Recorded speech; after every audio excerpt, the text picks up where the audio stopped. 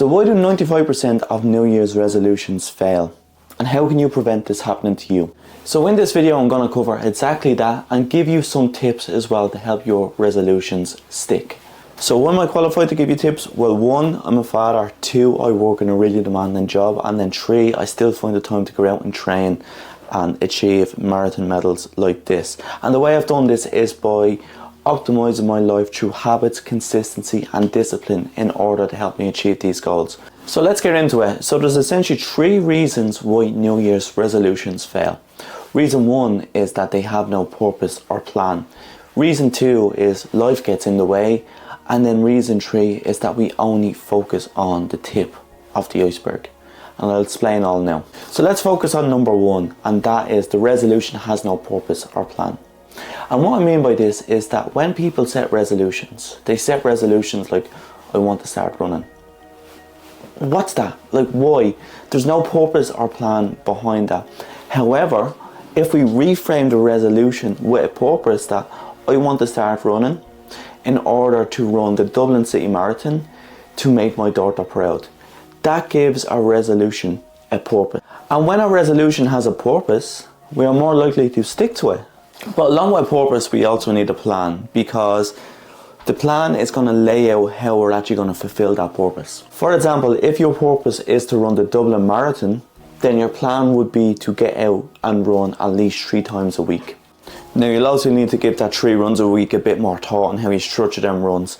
But with that example, you now have a resolution that has a purpose, that has a plan, and if you commit to that, you just have that blueprint of how you actually achieve your resolution or goal. So the next reason why we don't fulfill our New Year's resolutions is because life just gets in the way. And it's really hard to balance fitting in a New Year's resolution to an already busy life. If we have a demanding job, if we have a demanding family, or if we have a lot going on. For example, it's going to be really hard to stick to the goal of eating healthy if we have a toddler crying for a Happy Meal and we're tired and we have no food prepped at home. Chances are we're going to give in to our impulses and get a Happy Meal or get a Big Mac meal or wherever, and that's our resolution down the drain. And I can resonate with the struggle as well, that if we want to go out and train for a marathon or wherever it may be, finding that time between family life, work life can be hard. But there's a few ways around this. So the first step here is to be in tune with our time and energy management. So like money, we only have a certain amount of time and energy to invest throughout our day. But with that said, there's ways we can find where we're wasting time and energy and invest it into other parts of our life, i.e. into building a new habit or to fulfilling our resolution. So one way we can find where we can save time and energy that we're investing in one place and invest it in another, i.e. into a resolution or habit, is to do a time audit. And the way we do this is sit down and we just write down where we're spending our time and energy. How much time are we spending going to shopping centres? How much time are we spending on our phone or watching TV? How much time are we spending cooking our meals?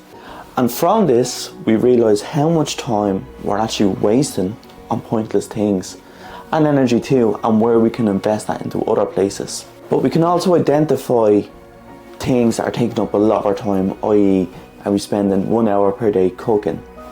And we can also find ways to optimise that as well. So instead of spending that 1 hour per day, can we optimise that by cooking in bulk and then spend that 1 hour across 2 days, i.e. giving us 1 hour back to spend on what we want. And this time audit is a simple but effective exercise, and if we're ruthless and honest with where we're investing and wasting our time, we're going to find time to invest in other places and then find ways to optimise where we're spending a lot of unnecessary time. For example, I done this at the start of last year and realised I was spending about 40-50 minutes scrolling on Instagram every morning when I woke up. So what I done was delete Instagram and then start investing that time into training instead. So that 40 or 50 minutes I spent in bed doing nothing really productive, I spent in the gym instead. And I'm sure you can do a lot with a few other things. So the next tip then is to remove friction from the process of your resolution. For example, if we want to eat healthy and again our toddler is crying for a Happy Meal and we go to McDonald's and we don't have any meals prepped at home, we probably are going to get a Big Mac meal. However, if we have our meals prepped at home and they're all good to go and ready to eat, chances are we'll probably say no to that Big Mac because we know we have the food prepped at home and it's just as easy as throwing it in the microwave, heating it up, and then we can eat, as opposed to cooking that meal from scratch. So the point I'm trying to make here is that we need to make our new habits or resolutions as convenient as possible. So we need to think about what are the friction points in the process of doing that resolution and how can we remove them. For example, if it's running, how can we make it as easy as possible to get out running every morning? Can we prepare our equipment and our clothes the night before so it's just as easy as getting out of bed and getting running? Give that a bit of thought. So in summary here, if life gets in the way, let's think about where we're spending our time and if we can invest it in other places, i.e. in our resolution. And let's think about the friction points that are stopping us from picking up that resolution and see how we can remove them. And when we do this, it's going to be a lot easier to adapt our new habit into our already busy lives. So challenge number 3 to making a resolution stick is that we only focus on the tip of the iceberg. And what I mean by this is that we set a resolution or goal to train, eat healthy, or whatever. It's all well and good setting this goal, but that's the tip of the iceberg. Below is the discipline we need to build, the habits, the consistency, the mindset, the purpose. And these are the elements that we don't focus on when we try to make a change or transform in any way. But if we want our resolutions to stick, these need to be essential. And I'll have a video coming out soon that's going to focus on exactly this, of how we can lay the foundation to make our resolutions and transformations stick. So stay tuned.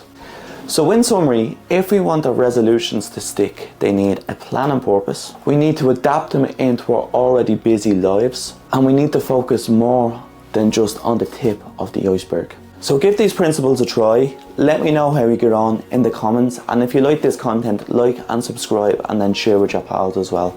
It means a lot and it really helps the channel. So thank you for your time today.